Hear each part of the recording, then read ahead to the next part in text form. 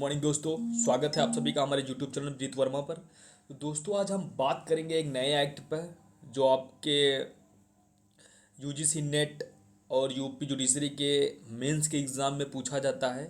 और बहुत सारी जो जुडिशरी की परीक्षाएं हैं उनमें ये प्री में भी पूछा जाता है। तो दोस्तों जो आज हमारा एक्ट है वो एक्ट आपका संबंधित है संविदा विधि से। और संविदा विधि का एक भाग है जो था माल विक्रय अधिनियम 1930। आज हम इस एक्ट के बारे में पढ़ेंगे।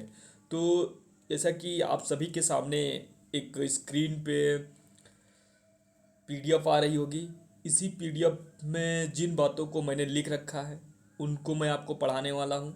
और यहाँ से जो भी क्वेश्चन बनेगा यहाँ पे मैंने उन सभी बातों को नोट कर रखा है।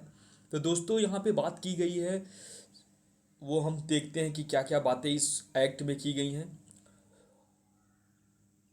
तो सबसे पहले हम देखते हैं इस एक्ट का नाम है माल विक्रय अधिनियम 1930। तो सबसे पहले हम देखेंगे कि इस एक्ट को पहले संविदा अधिनियम में किस चैप्टर में रखा गया था और किस धारा से किस धारा तक ये बात की गई थी। तो बात की गई है सन 1930 के पूर्व माल विक्रय के बारे में प्रावधान भारतीय संविदा अधिनियम 1872 के अध्याय 7 के अधीन धारा 76 से 123 में की गई थी। यानी आपसे अगर क्वेश्चन यहाँ से बनेगा कि माल विक्रय अधिनियम जो 1930 है उसका पहले प्रावधान भारतीय संविदा अधिनियम के किस चैप्टर में था, तो ये चैप्टर 7 में था और धारा 76 से 123 में इसका प्रावधान किया गया था।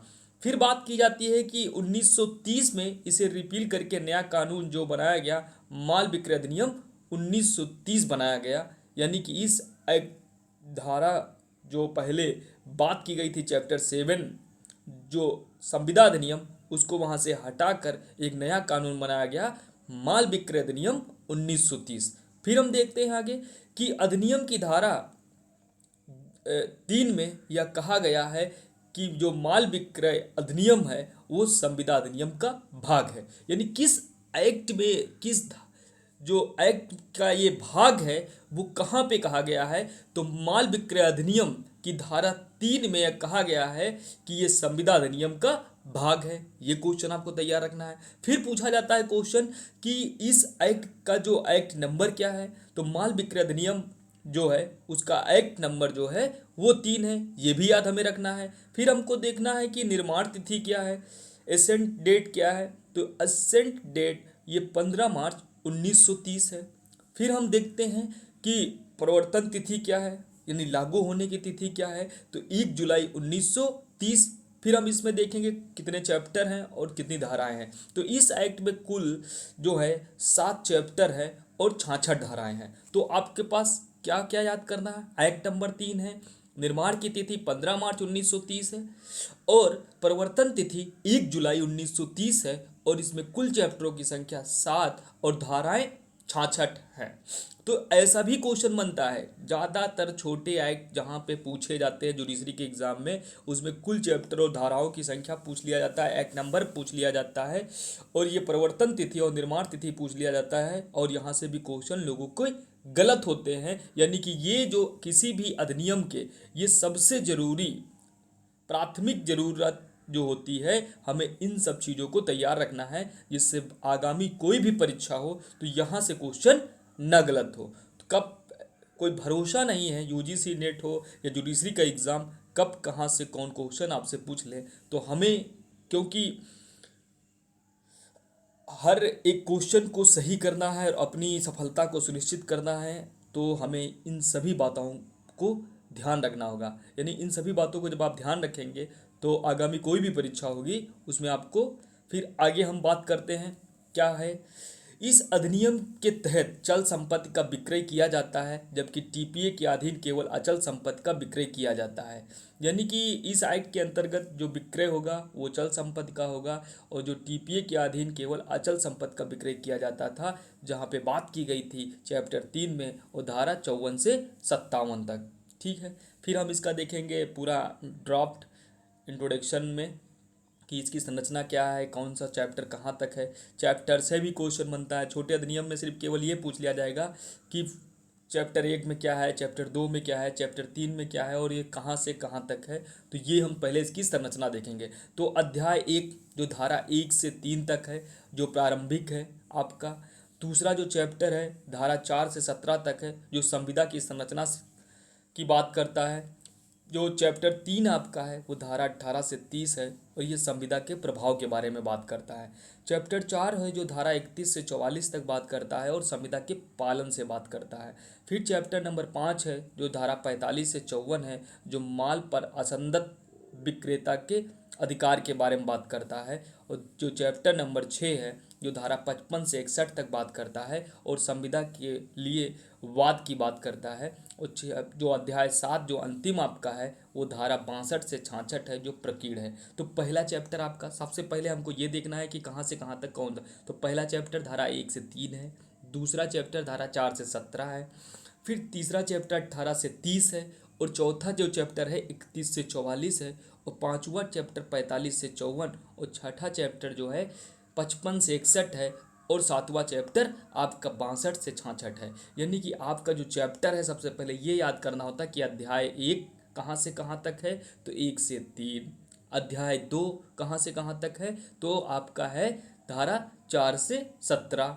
फिर जो आपका अध्याय 3 है वो 18 से 30 है और फिर अध्याय जो 4 है 31 से 44 और अध्याय 5 जो है 45 से 54 और अध्याय 6 है 55 से 61 और अध्याय 7 है 62 से 66। तो हमें सबसे पहले याद करने के लिए पहले ये याद करना होता है किसी भी अधिनियम में कि जो पहला चैप्टर है वो धारा से कहाँ तक, फिर दूसरा कहाँ से कहाँ तक है। यानी कि इसी तरीके से हम पहले केवल धारा याद करते हैं कि कहाँ से कहाँ तक उस चैप्टर में धाराओं की बात की गई।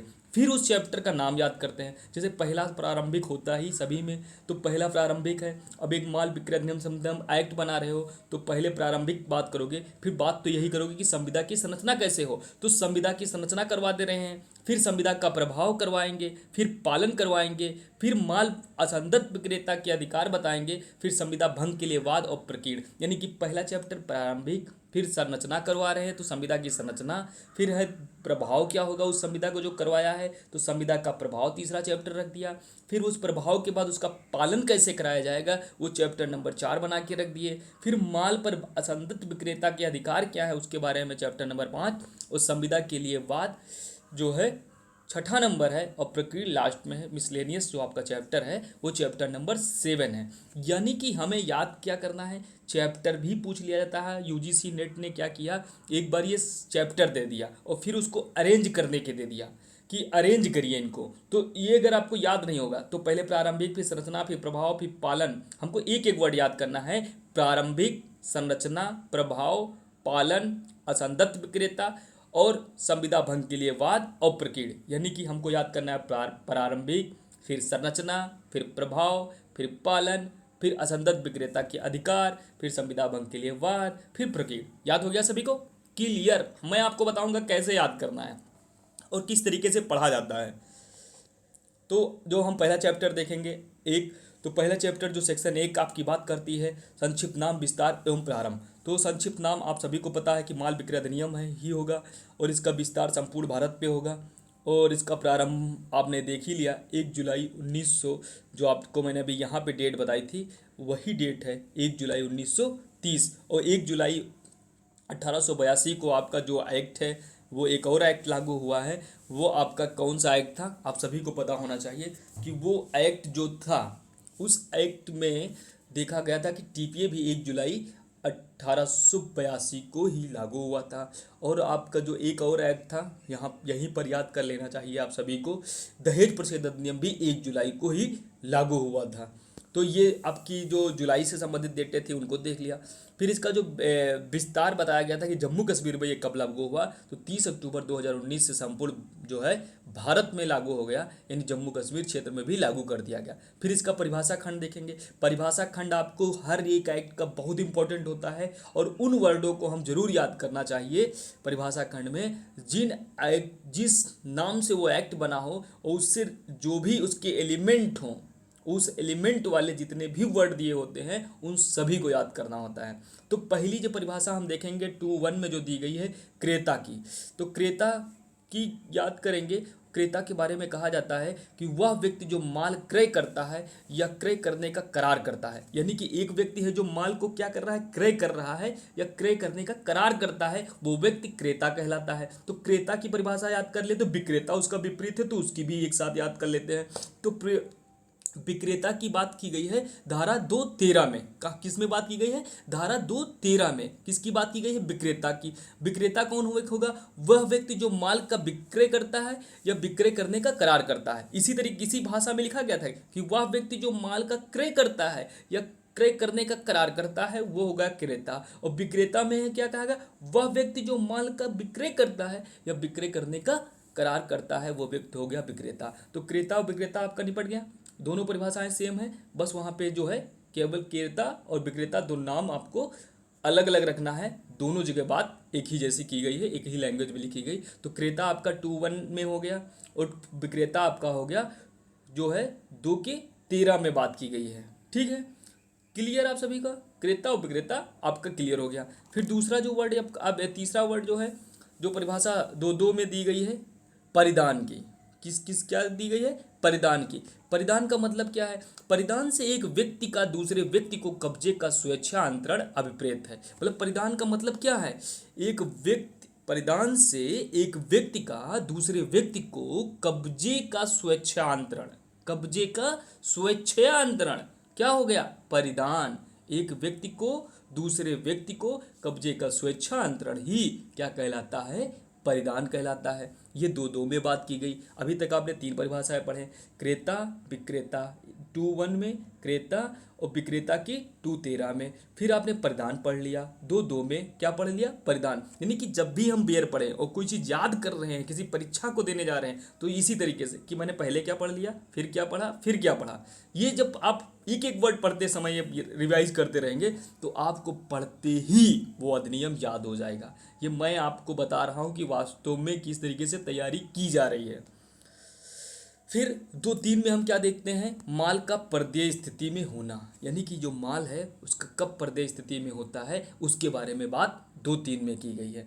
तो माल का पर्देय स्थिति में होना तब कहा जाता है जबकि वह ऐसी स्थिति में है कि क्रेता उसका परिधान लेने के लिए संविदा के अधीन आबद्ध है। मतलब क्या पर्देय स्थिति में कब कहा जाएगा, माल की पर्देय स्थिति में होना तब कहा जाएगा जब कि वह ऐसी स्थिति में है कि क्रेता उसका परिधान लेने के लिए संविदा के अधीन आबद्ध है। यानी जो भी क्रेता है वो क्या करना है, वो उस संविदा के अधीन माल लेने के लिए आबद्ध है, वही क्या कहा जाएगा, माल की पर्देय स्थिति। किसमें बात की गई है, 2.3 में। क्लियर। 2.4 में क्या कहा गया कि माल पर हक की दस्तावेज, माल पर हक की दस्तावेज की परिभाषा किसमें दी गई है, 2.4 में दी गई है। तो माल पर हक की दस्तावेज के अंतर्गत वचन पत्र, डाक वारंट, भंडारिक प्रमाण पत्र, घाटवाल का प्रमाण पत्र, रेल रसीद, बहुरूप परिवहन दस्तावेज माल के परिधान के लिए वारंट या आदेश और कोई ऐसी दस्तावेज आती है जिसका कारोबार के मामूली अनुक्रम में उपयोग माल पर कब्जे या नियंत्रण के सबूत के रूप में किया जाता है, या जो उसे दस्तावेज पर कब्जा रखने वाले व्यक्ति को जिसके बारे में दस्तावेज है अंतरित करने के लिए या तो पृष्ठांकन द्वारा या परिधान द्वारा जो है प्राधिकृत करती है या प्राधिकृत करने के लिए तात्पर्य है, तो उसे क्या कहा जाता है, माल पर हक की दस्तावेज। यानी कि कोई माल होगा और उस माल पे हक का दस्तावेज क्या होगा उसके बारे में बता दिया गया है। कोई वचन पत्र भी हो सकता है, डाक वारंट हो सकता है, भंडारिक प्रमाण पत्र हो सकता है, घाटवाल का प्रमाण पत्र, यानी कि ऐसे प्रमाण पत्र जो किसी भी माल पे आपको क्या दिलाता हो, हक दिलाता हो, उन अथॉरिटियों के बारे में बात की गई है और वो क्या कहलाएगा, वो माल पर हक की दस्तावेज कहलाएगी। इसकी बात कहाँ की गई है, 2.4 में की गई है। अगली हम परिभाषा देखते हैं 2.5 में कसूर की बात की गई है।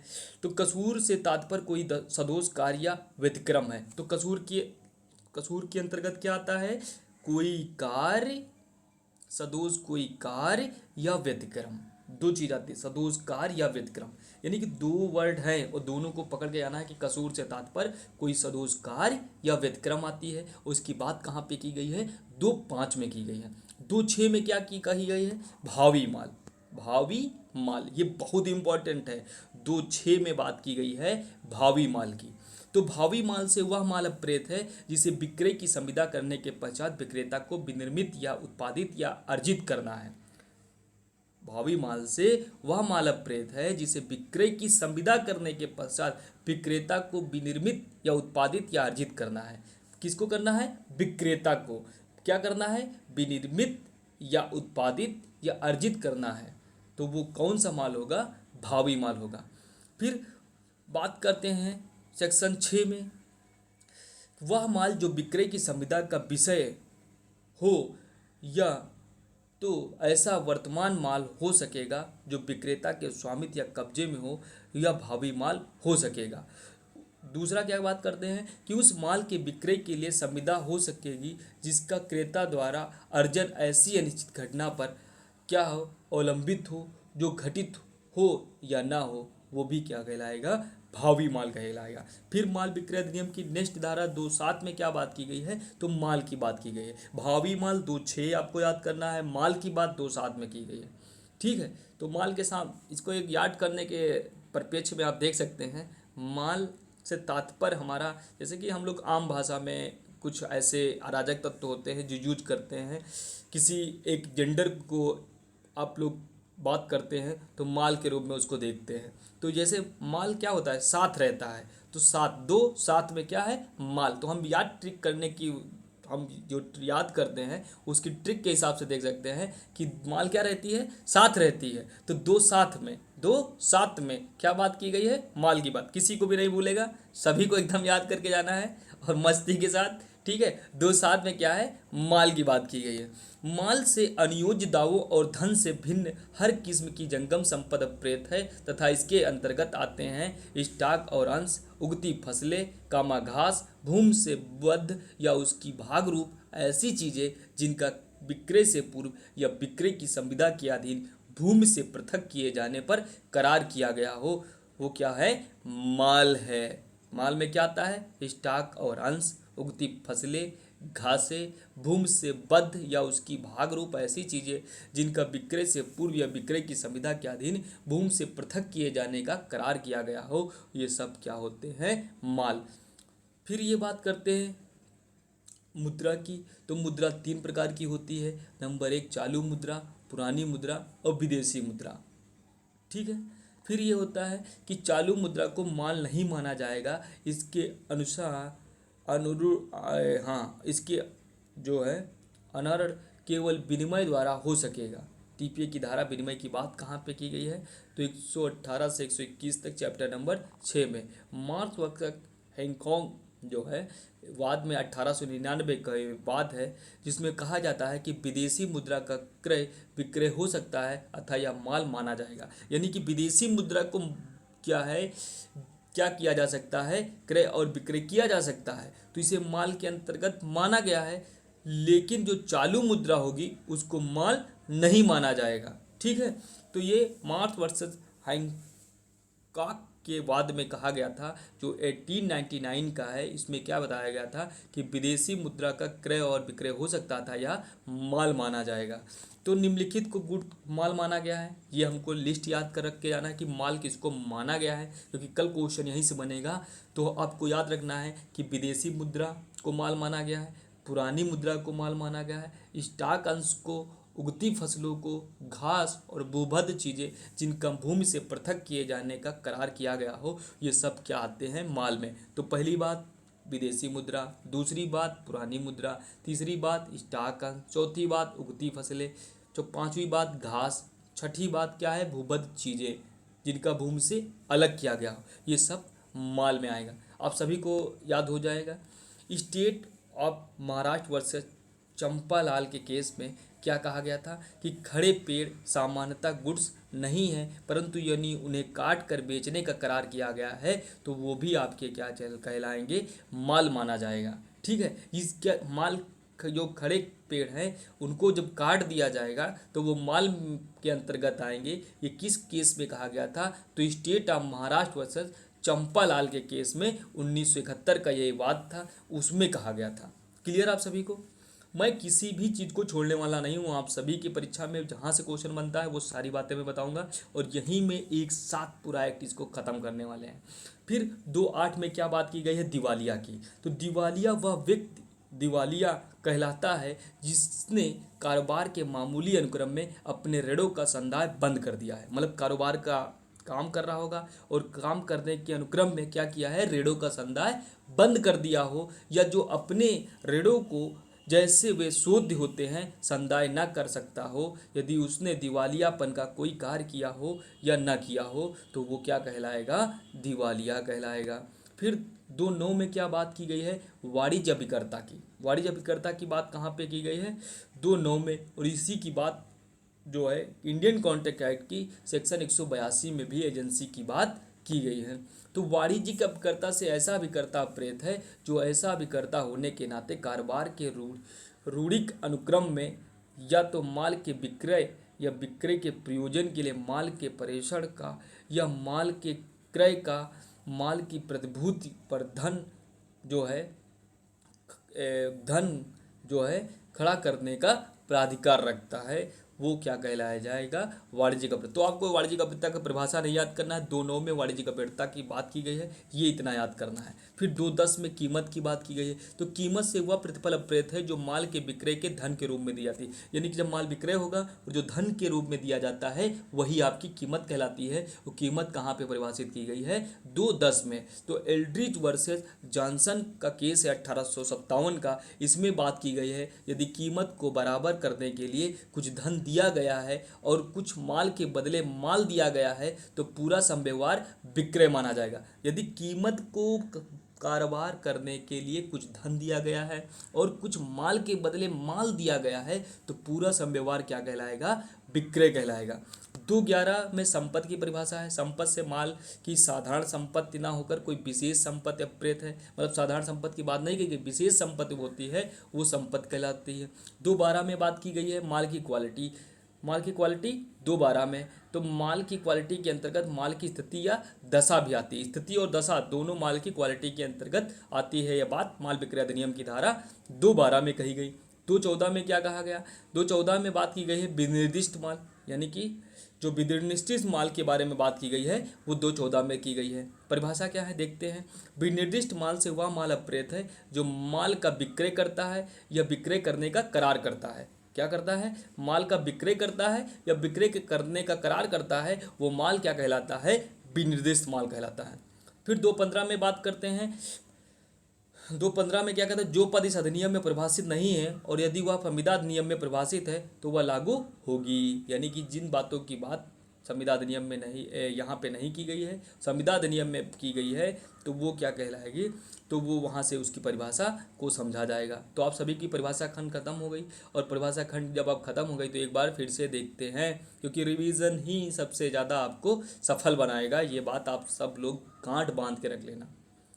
तो यहाँ पे बात की गई है 2.1 में क्रेता की, 2.13 में विक्रेता की, 2.2 में परिधान की, 2.3 में जो माल का परिदेय स्थिति में होना, 2.4 में माल पर हक की दस्तावेज की बात की गई है।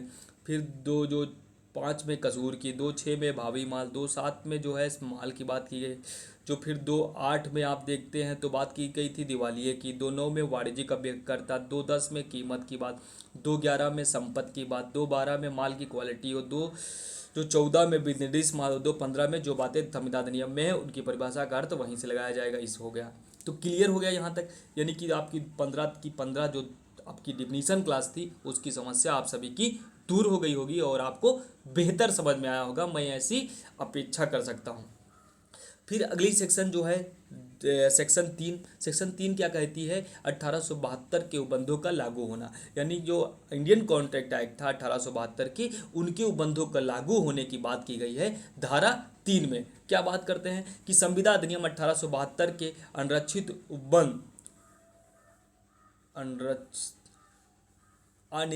उपबंध सॉरी दोस्तों, संविदा अधिनियम 1872 के अनिर्निश्चित उपबंध माल विक्रय की संविदाओं में भी लागू होंगे यदि वे उसके से असंगत नहीं है। माल विक्रय अधिनियम भारतीय संविदा अधिनियम 1872 का भाग है। ये बात कहाँ कही गई? तो ये बात कही गई है धारा 3 में। फिर हम देखते हैं दोस्तों अगला चैप्टर अध्याय 2 जो कहती है संविदा की विरचना। ठीक है, तो धारा 4 बहुत इंपॉर्टेंट है, आप सभी को याद करना है। तो यहाँ पे धारा 4 में बात की गई है विक्रय और विक्रय करने का करार। तो बात सबसे आपको पहले तो एकदम हेडिंग याद कर लेना है, क्योंकि इस एक्ट से जो यूजीसी नेट है वो परीक्षा में पूछता है आपको, इसकी की टाइटल से ही पूछा जाएगा कि टाइटल क्या था। तो सबसे सेक्शन 4 क्या बात करता है? विक्रय और विक्रय करने का करार। सेक्शन 4 क्या बात करता है? विक्रय और विक्रय करने का करार। तो सेक्शन 4 में फिर देखते हैं क्या बात करते हैं। 4(1) में क्या बात की गई है? माल के विक्रय की संविदा ऐसी संविदा है जिसके द्वारा विक्रेता माल में की संपत्ति क्रेता को कीमत पर अंतरित करता है या अंतरित करने का करार करता है। माल के विक्रय की संविदा कैसी संविदा है? ऐसी संविदा है जिसके द्वारा विक्रेता माल में की संपत्ति क्रेता को कीमत पर अंतरित करता है। क्या करता है? क्रेता को कीमत पर अंतरित करता है या अंतरित करने का करार करता है। अंतरित कर देता है या अंतरित करने का करार करता है। एक भागिक स्वामी और दूसरे भागिक स्वामी के बीच विक्रय की संविदा हो सकेगी। किसके बीच हो सकती है? एक भागिक स्वामी और दूसरे भागिक स्वामी के बीच विक्रय की संविदा हो सकती है। ये माल विक्रय अधिनियम की धारा जो है 4(1) में बात की गई। 4(2) क्या कहती है कि विक्रय की संविदा अत्यांतिक या सशर्त होनी चाहिए। जो बात आपकी धारा जो इंडियन कॉन्ट्रैक्ट एक्ट आपने पढ़ा था उसकी धारा जो बात की गई थी धारा 8 में, वही बात धारा 7 और 8 में जब वहाँ पे देखेंगे तो वैसी ही बात वहाँ पे भी लिखी गई है कि विक्रय की संविदा अत्यांतिक या सशर्त हो सकेगी।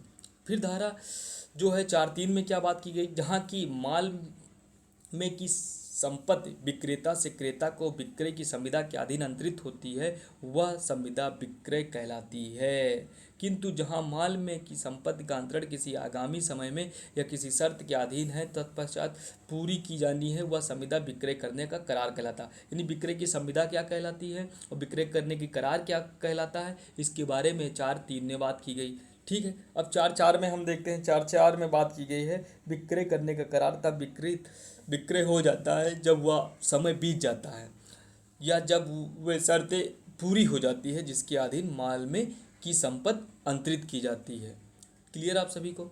यहाँ से जो क्वेश्चन बनना है क्या बनना है कि माल के विक्रय के कितने तत्व हैं। तो तत्व भी आपको देखना है कि इसके एलिमेंट कितने हैं। तो एलिमेंट में हम लिखते हैं नंबर 1 क्रेता एवं विक्रेता के मध्य संविदा। क्रेता एवं विक्रेता अलग अलग व्यक्ति होने चाहिए। यदि ऐसा नहीं है तो ऐसी संविदा माल के विक्रय की संविदा नहीं मानी जाएगी। यानी माल की विक्रय की संविदा होने के लिए जरूरी है क्रेता एवं विक्रेता का अलग अलग व्यक्ति होना। यदि ऐसा नहीं है तो ऐसी संविदा माल विक्रय अधिनियम के अंतर्गत क्या नहीं होगी? संविदा नहीं होगी। फिर धारा 5 के अनुसार जो बात करती है कहती है कि माल की संविदा अभिव्यक्त या विवक्षित हो सकती है। यानी कि एक्सप्रेस एंड इम्प्लाइड की बात करता है कि ये जो माल की संविदा है वो अभिव्यक्त या विवक्षित हो सकती है। ये बात कहाँ कही गई? ये एक वाद है, इससे संबंधित महत्वपूर्ण वाद है, आप सभी को याद करके भी जाना चाहिए क्योंकि यूजीसी नेट का कोई भरोसा नहीं है। State of Gujarat versus Raman Lal जो है सकल चंद्र का वाद है। State of Gujarat versus Raman Lal Sakal Chandra का वाद है, 1968 का वाद है। इसमें कहा जाता है कि भागीदारों द्वारा फर्म की संपत्ति को आपस में बंटवारा करना माल का विक्रय नहीं कहलाता है। यानी कि भागीदार जो फर्म की संपत्ति को आपस में बांट कर लेते हैं, बंटवारा कर लेते हैं, क्या वह विक्रय होता है या नहीं होता है? तो state of Gujarat versus Raman Lal Sakal Chandra के वाद में कहा गया था वो विक्रय नहीं माना गया था। फिर अगला जो हमें वहाँ पे महत्वपूर्ण बात याद करना है ग्रेफ वर्सेस इवांस का केस है और इसमें कहा गया था कि भागीदारों द्वारा बराबर आपस में बांट कर शराब पीना विक्रय नहीं होता है। अगर भागीदारों द्वारा शराब आपस में बांट कर पिया जाता है तो विक्रय नहीं कहा जाता है। ये ग्रेफ वर्सेस इवांस के 1882 का केस था, इसमें बात की गई। फिर हम देखते हैं कि निम्नलिखित दशाओं में कोई व्यक्ति अपना ही माल क्रय कर सकता है। ऐसी कौन कौन सी दशाएं हैं कि कोई भी व्यक्ति अपना ही माल विक्रय कर सकता है? तो पहली दशा है नीलामी, दूसरी दिशा है डिग्री के निष्पादन में विक्रय। अगर कोई डिग्री के निष्पादन में विक्रय करता है तो अपनी ही संपत्ति का, यानी दो दशाएं ऐसी हैं माल विक्रय अधिनियम के अंतर्गत जहां पे अपने ही माल को आप क्या कर सकते हैं, विक्रय कर सकते हैं, यानी कि खरीद सकते हैं, क्रय कर सकते हैं, विक्रय नहीं सॉरी दोस्तों, क्रय कर सकते हैं। एक तो नीलामी, दूसरा है डिग्री के निष्पादन में विक्रय। फिर अगला हम देखेंगे पारस्परिक सहमत। इसके आवश्यक तत्वों में अगला आवश्यक तत्व देखेंगे पारस्परिक सम्मति, यानी कि म्यूचुअल कंसेंट होना चाहिए। पहली बात इसमें क्या कहा गया है कि माल विक्रय की संविदा में पक्षकारों की सम्मत स्वतंत्र होनी चाहिए, अर्थात यह उत्पीड़न, कपट, मिथ्या दुपदेशन, असमय कसन या किसी भूल के अधीन नहीं की गई होनी चाहिए। ये बात कहाँ पे की गई? Coffee board Karnataka versus commissioner of commercial tax. इस वाद में कहा गया था यदि किसी विधिक बाध्यता के अधीन संपत्ति का विक्रय किया जाता है तो उसे विक्रय माना जाएगा। यानी किसी विधिक बाध्यता के अधीन अगर संपत्ति का विक्रय किया जाता है तो उसे विक्रय माना जाएगा। ये बात कहाँ पे की गई थी? Coffee board Karnataka versus commissioner of commercial tax में। यानी कि अगर कोई संपत्ति या विधिक बाध्यता के अंतर्गत अगर क्या करते हैं, विक्रय करते हैं, तो उसे भी विक्रय माना जाएगा। ये नहीं माना जाएगा कि उत्पीड़न द्वारा वो किया गया है या कपट द्वारा, मिथ्या व्यपदेशन द्वारा या असामयिक असर द्वारा, तो इसलिए उसको भी विक्रय माना जाएगा। तीसरा एलिमेंट क्या है कि संविदा की विषय वस्तु माल होना चाहिए। यानी कि जो संविदा की विषय वस्तु वो माल होगी तभी क्या होगा, विक्रय का करार हो सकता है। तो ये माल क्या है? तो माल विक्रय अधिनियम की विषय वस्तु दो धात में परिभाषित माल होना चाहिए। जब तक वो नहीं होगा तब तक आपकी जो क्या है, आप उसका करार नहीं कर सकते हैं। फिर अगला एलिमेंट क्या है कि संपत्ति का अंतरण या अंतरण करने का करार होना चाहिए। विक्रय की संविदा के लिए आवश्यक है कि माल में की संपत्ति का अंतरण हो या अंतरण करने का करार हो गया हो। जहां माल में की संपत्ति संविदा के तहत अंतरित हो जाती है उसे विक्रय कहा जाता है। जहां ऐसी संपत्ति भविष्य में अंतरित करनी होती है तो उसे विक्रय का करार कहा जाता है। जैसे कि बात 211 में कहा गया था कि माल का तात्पर्य साधारण संपत्ति के अंतरण से है, ना कि विशिष्ट संपत्ति के अंतरण से है। फिर अगली बात जो इसका एलिमेंट है कीमत यानी प्राइस। तो जिस प्रकार एक वैध संविदा के लिए आवश्यक प्रतिफल है उसी प्रकार विक्रय की संविदा के लिए भी प्रतिफल आवश्यक है तथा वस्तु की कीमत विक्रय संविदा या विक्रय के करार के लिए प्रतिफल होता है। वस्तु की जो कीमत होती है वो विक्रय संविदा की क्या होता है, प्रतिफल होती है। तो ये एक एलिमेंट हो गया। इसकी बात कहाँ पे कीमत की गई थी? तो 210 में। ऐसी कीमत धन के रूप में होनी चाहिए यदि कीमत के बदले कोई वस्तु दी जाती है या विनिमय माना जाएगा। यानी इस कीमत जो होनी चाहिए वो धन होनी चाहिए, कोई वस्तु नहीं होनी चाहिए। अगर वस्तु होगी तो वो विनिमय माना जाएगा, ये बात की गई। तो एलिमेंट आप सभी लोगों ने देख लिया। फिर अगली बात जो अगला एलिमेंट है औपचारिकताएं। धारा 5 के अनुसार विक्रय की संविदा कीमत पर माल का क्रय या विक्रय करने की प्रस्थापना और उस प्रस्थापना के प्रतिग्रहण द्वारा की जाती है। संविदा के तुरंत परिधान के या कीमत के तुरंत संदाय में या उन दोनों के लिए अथवा किस्तों में परिधान पर संदाय के लिए अथवा इस बात के लिए कि परिधान या संदाय दोनों मुतलबी रहेंगे उपबंध करेगी। 2 में क्या की गई? 5 के किसी तत्समय प्रबद्ध विधि के उपबंधों के अधीन यह है कि विक्रय की संविदा लिखित और मौखिक हो सकती है या भागता लिखित और भागता मौखिक हो सकती है और आचरण द्वारा विवक्षित द्वारा भी हो सकती है। तो ये सभी को क्लियर हो गया। फिर अब आप ये धारा आपकी 5 समाप्त हो गई। धारा 6 से 8 तक जो बात की गई है वो संविदा की विषय वस्तु के बारे में बात करती है। तो यहाँ ये भी क्वेश्चन पूछा जा सकता है कि संविदा की विषय वस्तु की बात किस धारा से किस धारा तक की गई है? तो धारा 6 से धारा 8 तक बात की गई है। धारा 6 में क्या बात की गई है? वर्तमान या भावी माल। ये पूछा गया था अरेंज करने के, यहाँ पे सेक्शन आएगा। तो अरेंज करने में सबसे पहले आपको देखना है विक्रय की बात की गई थी सेक्शन 4 में, ठीक है। और सेक्शन 6 में क्या बात की गई है? वर्तमान या भावी माल। अभी जो 6 में आप भावी माल की परिभाषा पढ़ के आए तो यहाँ पे बात की गई वर्तमान या भावी माल। तो भावी और वर्तमान माल की बात 6 में की गई है। तो धारा 6 में क्या कही गई? सेक्शन 26 में कहा गया भावी माल। और एक चीज़ ये भी याद रखना है, भावी माल यानी कि जब हम लोग थोड़ा इस दूसरे सेंस में जब लेते हैं भावी माल भावी माल जब मिल जाएगा तो हम क्या मार देंगे, छक्का मार देंगे। तो इस तरीके से भी हम इस सेक्शन को याद कर सकते हैं कि भावी माल की बात कहाँ की गई है, तो 6 में की गई। ठीक है, 2(6) में भावी माल से वह माल अप्रेत है जिसे विक्रय की संविदा करने के पश्चात विक्रेता को विनिर्दिष्ट या उत्पादित करना या अर्जित करना है।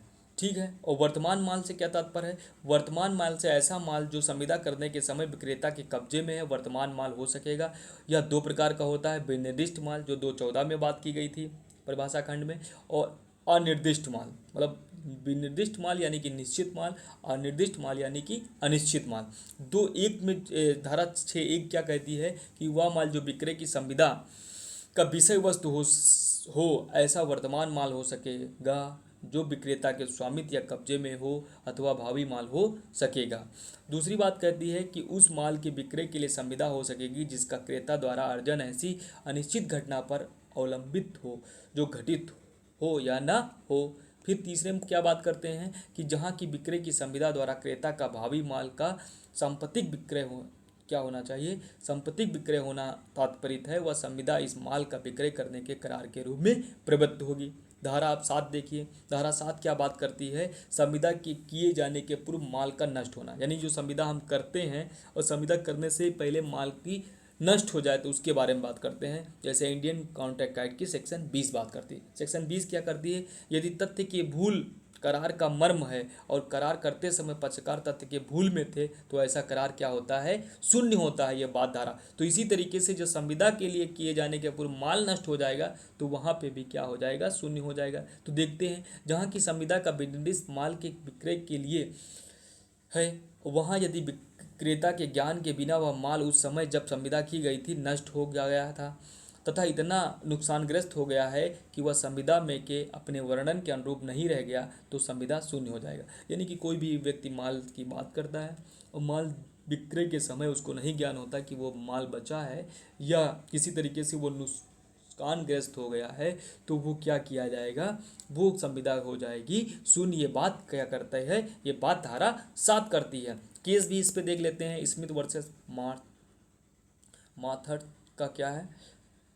इन्होंने बात की कि भूकंप के कारण माल के नष्ट हो जाने के कारण संविदा शून्य मानी गई थी। किस बात में, स्मिथ वर्सेस मार्थर के बाद में कही गई थी। सेक्शन 8 क्या है, विक्रय के पूर्व किंतु विक्रय करने के करार के पश्चात माल का नष्ट होना। विक्रय के पूर्व किंतु विक्रय के करार के पश्चात माल का नष्ट होना। और जबकि सेक्शन 7 आपने देखा था कि कहता है संविदा के किए जाने के पूर्व माल, ये संविदा के किए जाने के पूर्व की बात करता है। और ये क्या सेक्शन 8 क्या करता है कि विक्रय के पूर्व किंतु विक्रय करने के करार के पश्चात माल का, अगर उसके पश्चात होता है तो बात क्या करती है, ये धारा 8 बात करती है। 56 ये कॉन्ट्रैक्ट एक्ट की बात करते हैं कि धारा इसी तरीके से बात वहाँ पी गई 56(1) में जो धारा तो असंभवता का सिद्धांत देती थी उसमें प्रारंभिक असंभवता का सिद्धांत के कारण करार शून्य होता था। और जो 56 उसका पैरा था उसमें पश्चातवर्ती असमता के कारण संविदा ही शून्य हो जाती थी। और ये बात आपने वहाँ पे देखा था टेलर वर्सेस कार्टर के केस में। ठीक है, तो यानी कि ये हो गई बात। फिर ये धारा 8 क्या कहती है इसके बारे में देखते हैं। धारा 8 क्या कहती है, जहाँ की करार विनिर्दिष्ट माल के विक्रय के लिए है और तत्पश्चात उसके पूर्व ही की जोखिम क्रेता को संक्रांत हो और वह माल क्रेता या विक्रेता की तरफ से किसी जो है कसूर के बिना नष्ट हो जाता है या इतना नुकसानग्रस्त हो जाता है कि वह करार में के वर्णन के अनुरूप नहीं रह जाता तो वह करार शून्य हो जाएगा। यानी कि करार शून्य हो जाएगी। ये बात कहाँ पे की गई है, ये सेक्शन 8 में की गई है। और एल्फिक वर्सेस बार्नेस का जो केस है बहुत इंपॉर्टेंट केस है, ये घोड़ा वाला केस है, इसको याद रखना है। एल्फिक वर्सेस बार्नेस का केस और हावेल वर्सेस कूपलैंड का केस है। हावेल वर्सेस कूपलैंड का केस है जो आलू वाले केस के नाम से भी जाना जाता है। तो इन 2 केसों को याद रखना है, एल्फिक वर्सेस बार्नेस का केस जो और हावेल वर्सेस कूपलैंड का केस, ये 2 बात। फिर कीमत की बात कहाँ पे की जाती है, तो धारा 9 व 10 में कीमत की बात की जाती है। धारा 2(10) में बात की जाती है। सेक्शन इसकी जो 29 में जो सिद्धांत था उसी तरीके से यहाँ पे बात की गई है।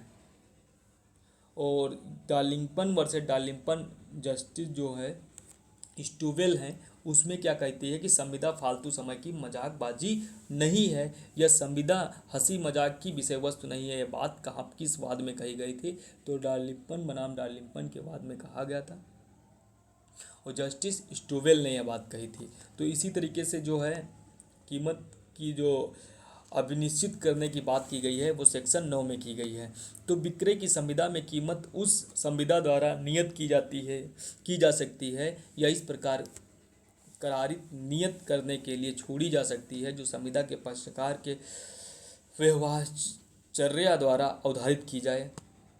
जहाँ कीमत पूर्वगामी उपबंधों के अनुसार नियत नहीं की गई है वहाँ क्रेता विक्रेता को युक्त कीमत देगा। युक्त कीमत क्या होगी वह मामले की परिस्थितियों पर क्या होगा अवधारित किया जाएगा या अवलंबित किया जाता है।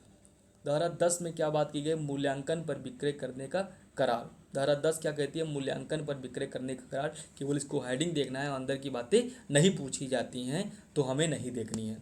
फिर हम अगली बात पढ़ेंगे धारा 11 से धारा 17 तक शर्त एवं वारंटी। यहाँ से पूछा जाता है क्वेश्चन। धारा 11 कहता है समय के बारे में अनुबंध। तो धारा 11 केवल हेडिंग पूछी जाती है कि समय के बारे में अनुबंध की बात कहाँ पे की गई है, तो धारा 11 में किया गया है। तो समय के बारे में क्या बात करती है और समय संविदा का क्या होता है, मर्म नहीं होता है, ये बात कहाँ कही गई है? सेक्शन 55 में इंडियन कॉन्ट्रैक्ट एक्ट में। तो समय संविदा का समानता वारंटी माना जाता है जब तक कि संविदा के निबंधों से कोई भिन्न आशय प्रकट न हो। संदाय के समय के बारे में अनुबंध विक्रय की संविदा में मर्म नहीं समझे जाते हैं। समय के बारे में कोई अन्य उपबंध उस संविदा का मर्म है या नहीं, यह बात उस संविदा के निबंधों पर आधारित। तो ये धारा बात करती है कि जो भी कोई कॉन्ट्रैक्ट किया जाएगा, कोई भी संविदा की जाएगी, कोई संदाय करने की बात की जाएगी, अगर उसमें समय का उपबंध नहीं किया गया है तो क्या होगा, वो संविदा का मर्म नहीं समझी जाएगी। ये बात कहाँ पे की गई है? धारा 11 में की गई है। धारा 12 क्या कहती है? धारा 12 कहती है कि शर्त और वारंटी की बात। ये भी इंपॉर्टेंट सेक्शन है आपकी। शर्त और वारंटी की बात कहाँ पे की गई है? तो धारा 12 में क्या बात की गई है? 12(1) में कि विक्रय की संविदा में कोई उपबंध जो माल के बारे में हो, जो उस संविदा का विषय है, शर्त या वारंटी हो सकेगा। विक्रय की संविदा में कोई उपबंध हो जो उस माल के बारे में हो, जो उस संविदा का विषय है, शर्त या वारंटी हो सकेगी। 12(2) में बात की जा रही है कि शर्त संविदा के मुख्य प्रयोजन के लिए मर्मभूत वह उपबंध है जिसका भंग उस संविदा को क्या कराता है? निराकृत मानने का अधिकार पैदा करता है। मतलब उसको ख़त्म करने का अधिकार प्राप्त करता है जो शर्त अगर नहीं पूरी होती है। तो शर्त बहुत ज़रूरी है ये माल विक्रय। फिर धारा 12(3) में क्या बात की गई है कि वारंटी संविदा के मुख्य प्रयोजन का जो है संपार्श्विक वह उपबंध है जिसका भंग नुकसानी के लिए क्या है? दावा पैदा करना है, किंतु माल को प्रक्षेपित करने और माल को निराकृत करने का अधिकार पैदा नहीं करता है। 4 में देखते हैं कि विक्रय की संविदा में कोई अनुबंध शर्त या वारंटी या बात है उस संविदा के हर उस अर्थान्वयन पर अवलंबित होता है।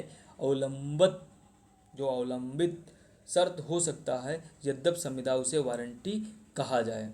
फिर अगली धारा हम देखेंगे धारा 13 जो शर्त कब वारंटी मानी जाएगी।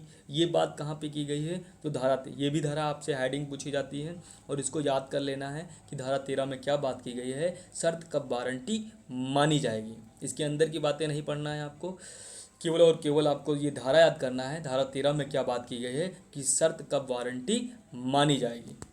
क्लियर आप सभी को? फिर अगली धारा है धारा 14 जो कहती है हक आदि के बारे में विवक्षित परिवचन।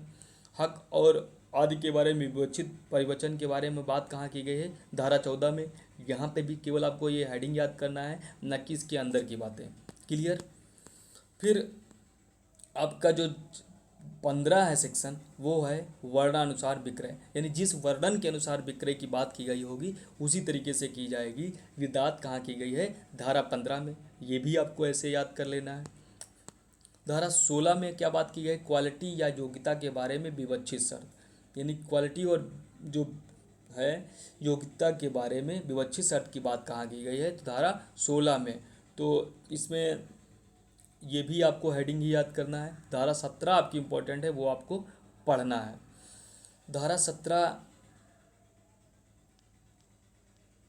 17 जो है आपको जो है क्या करना है, पढ़ना है। और एक्ट के जब आप अधिनियम मूल अधिनियम से पढ़ेंगे तो वो आपको तैयार करके जाना है।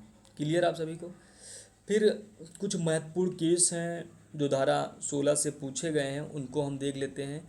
और जो है धारा 16 क्या है, क्वालिटी या योग्यता के बारे में विवक्षित शर्त। यहाँ पे जो बात की गई है, क्रेता सावधान का सिद्धांत देती है ये, और ये बहुत इम्पोर्टेंट धारा है। धारा 16 क्वालिटी या योग्यता कार्य में विवक्षित शर्त क्रेता सावधान की बात है। तो बुट्स वर्सेस हाफ यानी सुअर वाला केस नाम से आना जाता है, इसको ये भी याद करना है। इनरी जो है एंड्यूले कंपनी का वाद है, जो बात करता है जिसमें यह सिद्धांत उत्पादित हुआ था क्रेता सावधान का, कि ये कौन सा वाद है जिसमें क्रेता सावधान का जो है वाद, किस वाद में ये सिद्धांत बना जो है निकल के आया। तो एंड्यूले कंपनी के वाद में क्रेता सावधान का नियम दिया गया था, और इसमें कहा गया था कि इस अधिनियम के या तत्समय प्रबद्ध किसी विधि के उपबंधों के अधीन यह है कि जिस माल का प्रदाय विक्रय की संविदा के अधीन किया गया है उसकी क्वालिटी के बारे में या किसी भी विशिष्ट प्रयोजन के लिए उसकी योग्यता के बारे में कोई विवक्षित शर्त या वारंटी निम्नलिखित के सिवाय नहीं रहेगी।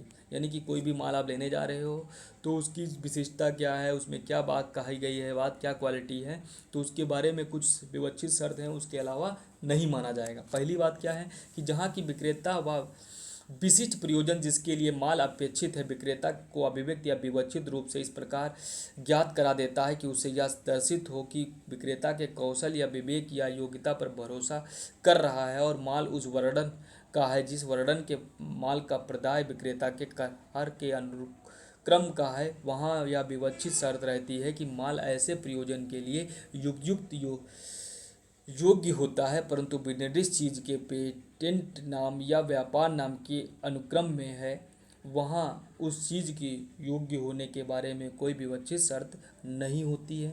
दूसरी बात क्या की गई है, जहाँ की माल का ऐसा विक्रेता के वर्णानुसार क्रय किया जाता है जो वर्णन के माल का व्यापार करता है, वहाँ यह विवक्षित शर्त होती है कि माल वाणिज्यिक क्वालिटी का होगा, परंतु जहाँ विक्रेता ने माल का परीक्षा कर ली है तो उन त्रुटियों के बारे में जो ऐसी परीक्षा से प्रकट हो जानी चाहिए थी कोई विवक्षित शर्त नहीं होगी। तीसरी बात क्या, क्वालिटी के बारे में या विशिष्ट प्रयोजन के लिए योग्य होने के बारे में विवक्षित शर्त या वारंटी द्वारा व्यापार की प्रथा या अबद्धता हो सकती है।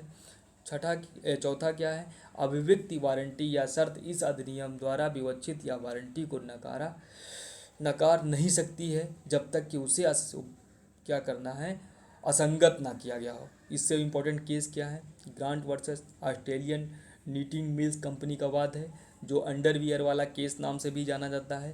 क्रेता सावधान का नियम लागू न करके विक्रेता सावधान का नियम लागू किया था, तो किस केस में लागू किया था, तो grant versus Australian knitting mills company में क्या किया गया था, क्रेता सावधान का नियम लागू न करके विक्रेता सावधान का नियम लागू किया गया था।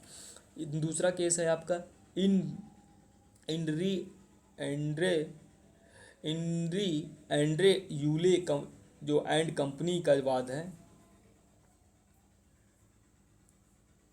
Indri and Yule and company का वाद है जिसमें क्रेता सावधान का नियम लागू नहीं किया गया था और विक्रेता को जिम्मेदार ठहराया गया था। फिर अगला केस क्या है, बेल ट्राई वर्सेस मार्शल का केस है, जो कार वाला केस नाम से भी जाना जाता है, जिसमें बात की गई है विक्रेता को यहाँ पे क्रेता सावधान को नियम लागू नहीं किया गया और विक्रेता को जिम्मेदार ठहराया गया था। और एक जो वाद है गार्डले वर्सेस पेरी या गुलेल वाला केस नाम से भी जाना जाता है, यहाँ पर विक्रेता को ही जिम्मेदार ठहराया गया था। फिर यानी कि ये आपके रहे केस और ये रही आपकी धारा जो बहुत इंपॉर्टेंट है। क्रेता सावधान का नियम किस सेक्शन में है, तो सेक्शन 16 में है, आप सभी को याद करके जाना है, ये पूछा भी जाता है। फिर बात की जाती है संविदा का प्रभाव। संविदा का प्रभाव सेक्शन 18 से 30 तक की बात की गई है संविदा के प्रभाव से। तो यहाँ पे जो भी इम्पोर्टेंट है वही हम आपको सेक्शन बताएंगे। पूरे अधिनियम पढ़ाने के मूड में भी नहीं है हम, और ज़रूरत भी नहीं है, क्योंकि हम आपको चाहते हैं कि आपका सपना जो जीआरएफ है, जो आपने देखा है, उस जीआरएफ के सपने को पूरा करें। आपने जो देखा है कि हम कल असिस्टेंट प्रोफेसर बने, उसके लिए मैं पढ़ाता हूँ, और मैं आपको केवल और केवल इम्पोर्टेंट चीज़ों को ही बताता हूँ। तो इस धारा 26 में बात की गई है, जोखिम प्रथम दृष्टया संपत्ति के साथ संक्रांत हो जाता है। जो जोखिम होता है वो प्रथम दृष्टया जो संपत्ति होती है उसी के साथ चला जाता है, ये बात करती है धारा 26। इसमें क्या बात की गई है कि माल के अंतरण के साथ ही जोखिम भी माल की संपत्ति के साथ अंतरित हो जाती है, जब तक कि अन्यथा करार न हो माल तब तक विक्रेता के जोखिम पर रहता है, जब उस तक उसमें की संपत्ति क्रेता को अंतरित न हो जाती है। परंतु जब उसमें की संपत्ति क्रेता को अंतरित हो जाती है, तब चाहे परिधान किया गया हो या नहीं, माल क्रेता के जोखिम पर रहता है। यानी माल किसके जोखिम पर रहता है? क्रेता के जोखिम पर रहता है। ये बात की गई है जो आपकी धारा है 26 मोस्ट इम्पॉर्टेंट है, जो जोखिम प्रथम दृष्टया संपत्ति के साथ संक्रांत हो जाता चला जाता है, वो बात क्या करती है? धारा 26। धारा 27 से धारा 28 तक ट्रांसफर ऑफ टाइटल यानी स्वामित्व का अंतरण की बात करता है। जो नेमो टेट क्वाइट नॉट हैबिट यानी टीपीए की धारा 7 में जो बात की गई है उसके अपवाद हैं धारा 27, 28, 29 और 30। तो उसी संबंध में हम देखते हैं धारा सेक्शन 27 क्या कहती है। धारा 27 कहती है उस व्यक्ति द्वारा विक्रय जो स्वामी नहीं है, यानी कि वो व्यक्ति विक्रय करेगा जो स्वामी नहीं है, तब क्या नियम लागू होंगे? तो 27(1) में कहता है इस अधिनियम या तत्समय प्रबद्ध किसी अन्य विधि के अधीन यह है कि जहाँ की माल ऐसे व्यक्ति द्वारा बेचा गया है जो उसका स्वामी नहीं है और स्वामी के प्राधिकार के अधीन या संपत्ति से उसे नहीं बेचता, वहाँ क्रेता उस माल पर उस हक से जो विक्रेता का था हक अर्जित नहीं करेगा। यानी कि जो व्यक्ति स्वामी नहीं है, अगर कोई क्रेता खरीद भी लेता है तो उस पर किसी भी तरीके से उसका हक नहीं होगा। ठीक है, ये बात की गई है ली वर्सेस बायर में। अपवाद क्या है? क्रेता निम्नलिखित दशाओं में बेहतर हक प्रदान प्राप्त कर लेगा। क्या क्या है? पहली बात है कि स्वामी का विबंध, यदि विक्रेता को माल का स्वामी या विश्वास दिलाता है कि वही माल का स्वामी है, तब वो उसको हक अच्छा पा जाएगा। Mercantile bank of India versus central bank of India के बाद में ये बात कही गई, इंपॉर्टेंट केस है, आपको याद रखना है। Mercantile bank of India versus central bank of India का केस। इसका अपवाद क्या है? तो यदि विक्रेता माल के वाणिज्यिक अभिकर्ता के रूप में माल की संपत्ति पर स्वामी की संपत्ति से कब्जा रखता है, वहाँ जब तक वह वाणिज्यिक अभिकर्ता के रूप में कारोबार के अनुक्रम में कार्य कर रहा हो, उसके द्वारा किया गया कोई भी विक्रय वैसे ही विद्यमान होगा मानो वह माल के स्वामी और की ओर से अभिव्यक्त प्राधिकृत हो। परंतु यहाँ तब जब क्रेता सद्भावनापूर्वक कार्य करे और विक्रय के समय उसे सूचना ना हो कि विक्रेता को ऐसा अधिकार नहीं है, तो वो सारे, यानी कि कोई व्यक्ति स्वामी नहीं है, कब उसका माल बेच रहा है और उसके खरीदार को क्या क्या फ़ायदे मिलते हैं उसके बारे में बात की गई है। तो ये आपकी सेक्शन ख़त्म हो गई। सेक्शन आपकी 28 देखते हैं। सेक्शन 28 भी आपकी इम्पोर्टेंट है। 28 बात करती है कि संयुक्त स्वामियों में से एक द्वारा विक्रय। संयुक्त स्वामी में से एक द्वारा विक्रय, यदि माल के कई स्वामियों में से एक का उस माल पर एक मालिक कब्जा या सह स्वामियों के सम्मत से है और माल में की संपत्ति ऐसे व्यक्तियों को अंतरित हो जाती है जो ऐसे संयुक्त स्वामी से उसे सद्भावनापूर्वक क्रय करें, जिसे विक्रय की संविदा के समय सूचना न हो कि विक्रेता को प्राधिकार नहीं था, ऐसी दशा में विक्रेता अच्छा हक पाएगा। ठीक है, तो इसमें हम देखते हैं एलिमेंट। तो पहली बात यहाँ पे की गई माल के कई उपयुक्त स्वामी हो। दूसरी बात की गई है माल का कब्जा उसमें से किसी एक की स्वामी के पास होना चाहिए। तीसरा है ऐसा कब्जा अन्य सह स्वामियों के अनुज्ञा से होना चाहिए। तब ये सारे नियम क्या होने चाहिए? ये संयुक्त स्वामियों में से एक द्वारा विक्रय किया जाएगा तो वो नियम लागू होगा। क्लियर? तो धारा 29 क्या बात करता है कि शून्यकरणीय संविदा के अधीन कब्जा रखने वाले व्यक्ति द्वारा विक्रय। क्या शून्यकरणीय संविदा के अधीन कब्जा रखने वाले व्यक्ति के द्वारा विक्रय होगा तो क्या नियम लागू होंगे, ये बात करती है धारा 29। क्या बात करती है? जबकि माल के विक्रेता ने माल को संविदा की धारा 19 और 19A के तहत शून्यकरणीय संविदा के अधीन उस पर कब्जा रखता है, किंतु वह संविदा विक्रय के समय विखंडित नहीं हुई है, तब वह संविदा यदि विक्रेता द्वारा माल का अच्छा हक अर्जित कर लेता है, परंतु यह तब जब वह सद्भावना पूर्वक क्रेता के हक की त्रुटि की सूचना के बिना क्रय करेगा। धारा 37 देखते हैं। विक्रेता के पश्चात विक्रय के पश्चात क्रेता या क्रेता का कब्जा रखना। धारा 30 आपको पढ़ लेना है, केवल हेडिंग पढ़ना है। धारा 30 आपकी समाप्त हो गई। चैप्टर नंबर 4 हम देखते हैं, संविदा का पालन, जो 31 से 44, यहाँ से केवल हेडिंग पूछी जाती है। धारा 31 क्या बात करती है? विक्रेता और क्रेता के कर्तव्य, विक्रेता और क्रेता के कर्तव्य की बात कहाँ पे की गई है? तो धारा 31 में की गई है। क्या की गई है? विक्रेता का कर्तव्य संविदा के अनुसार माल का प्रदान क्रेता को करे तथा क्रेता का कर्तव्य की संविदा के अनुसार माल की कीमत अदा करे। उसका काम है कि वो संविदा के अनुसार क्या करे, माल का प्रदान कर दे, और जो क्रेता का कर्तव्य है कि वो माल की कीमत अदा कर दे। तो ये बात कहाँ पे गई है? तो ये सेक्शन 31 में की गई है। सेक्शन 32 क्या कहती है कि संदाय और परिधान समवर्ती शर्तें, यानी जो संदाय और प्रदान की समवर्ती शर्तें हैं उसकी बात कहाँ की गई है? 32 में। यानी कि यहाँ पे बात की गई है कि विक्रेता माल का कब्जा क्रेता को देगा तथा क्रेता उसी समय माल की कीमत विक्रेता को देगा। जिस समय मतलब वो माल देगा उसी समय उसको कीमत देना होगी। यानी कि ये बात कहाँ पे की गई है? 32 में। 35 में क्या बात की गई है? परिधान के लिए क्रेता आवेदन करने, मतलब परिधान करने के लिए क्रेता आवेदन करेगा, वो बात की गई धारा 35 में। धारा 36 में बात की गई परिधान विषयक नियम, परिधान विषयक नियम की बात कहाँ पे की गई है? तो धारा 36 में की गई। धारा 37 में बात की गई गलत परिमाण का परिणाम। तो धारा 40 में क्या बात की गई? जोखिम, जहाँ माल का प्रदान दूर के स्थान पर किया जाता है, तो उस जोखिम की बात कहाँ पे की गई है? धारा 40 में। धारा 44 में क्या बात की गई है? माल का प्रदान लेने में उपेक्षा या लेने से इनकार करने के लिए क्रेता का दायित्व, धारा 44 में। फिर हम देखते हैं चैप्टर नंबर 5। चैप्टर नंबर 5 क्या बात करता है? माल पर असंदत विक्रेता के अधिकार। माल पर असंदत विक्रेता के अधिकार की बात की गई है धारा 45 से 54 में और चैप्टर नंबर 5 में। धारा 45 क्या कहती है? इंपॉर्टेंट धारा है आपकी। जितनी भी मैं यहाँ पे धारा लिखा हूँ, जिनके बारे में मैंने यहाँ पे विस्तार से लिखा है, तो विस्तार से आपको पढ़ के जाना है, और जिनकी मैंने केवल और केवल धारा लिख ली है, तो वो धारा और उसकी हेडिंग याद करके आपको जाना है। तो दोस्तों एक इम्पॉर्टेंट आप अपने बियर में भी लगा सकते हैं। तो असंदत विक्रेता की परिभाषा की बात 45 में की गई है। क्या की गई है? 45 में माल का विक्रेता इस अधिनियम के अर्थ के अंतर्गत असंदत विक्रेता तब समझा जाएगा: ए, जबकि पूरी कीमत ना अदा की गई हो, बी, जबकि विनिमय पत्र या अन्य पराक्रम शर्त संदाय के रूप में प्राप्त हुई हो तथा वह लिखत के अनादरण के कारण या अन्यथा पूरी ना हुई हो। दूसरा क्या है? विक्रेता के अधीन विक्रेता का एजेंट या प्रेषणकर्ता या व्यक्ति जो माल को ले जाता है भी व्यक्ति आता है। यानी विक्रेता की परिभाषा पे कहाँ की गई है? तो ये बात की गई है 45(2) में। धारा 46 क्या करती है? असंदत विक्रेता के अधिकार। ये क्या कहता है? 46(1) इस बात के होते हुए भी कि माल की संपत्ति क्रेता को संक्रांत हो गई है, असंदत विक्रेता निम्नलिखित अधिकार प्राप्त करता है। नंबर 1, धारणा अधिकार।